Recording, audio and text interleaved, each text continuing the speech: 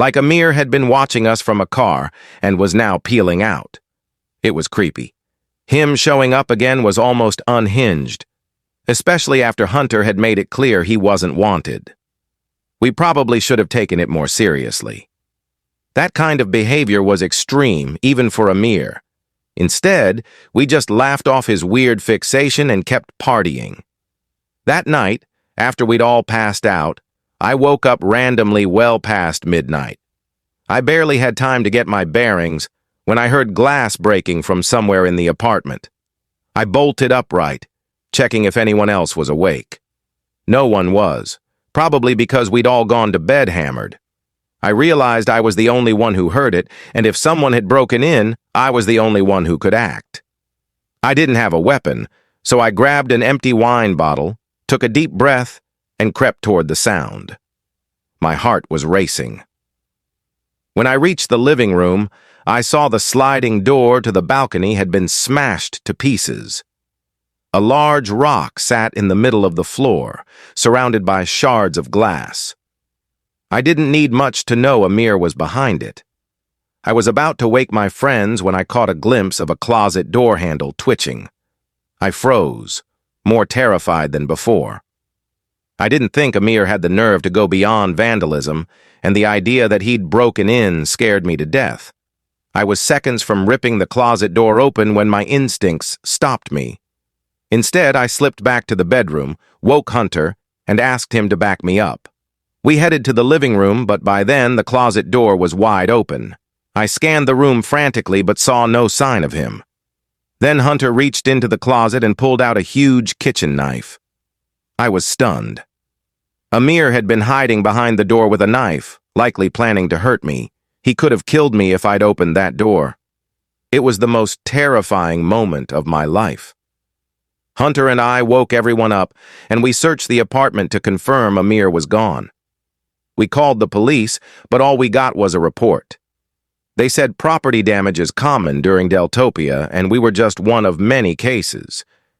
Before you ask, Amir had stopped sharing his location with Rylan, so we couldn't show the cops that. We had to leave the next morning.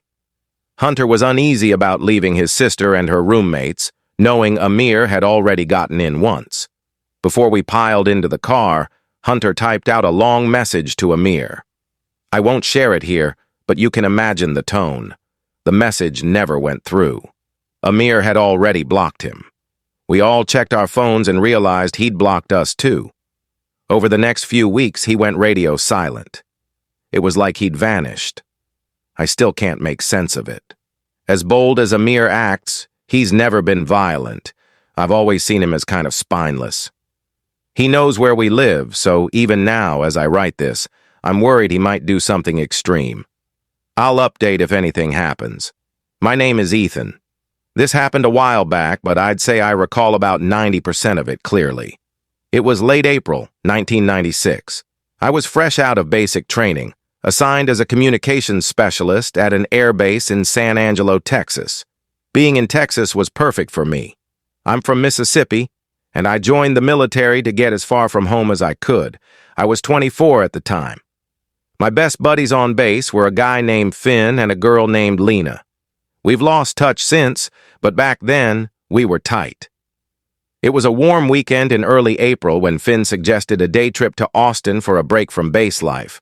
Lena and I were also fed up with the routine, so we were in. Lena offered to drive, so we loaded her SUV and set off that afternoon. About an hour into the drive, on a quiet stretch of highway, Finn pointed out a car behind us that had pulled onto the road from the shoulder right after we passed.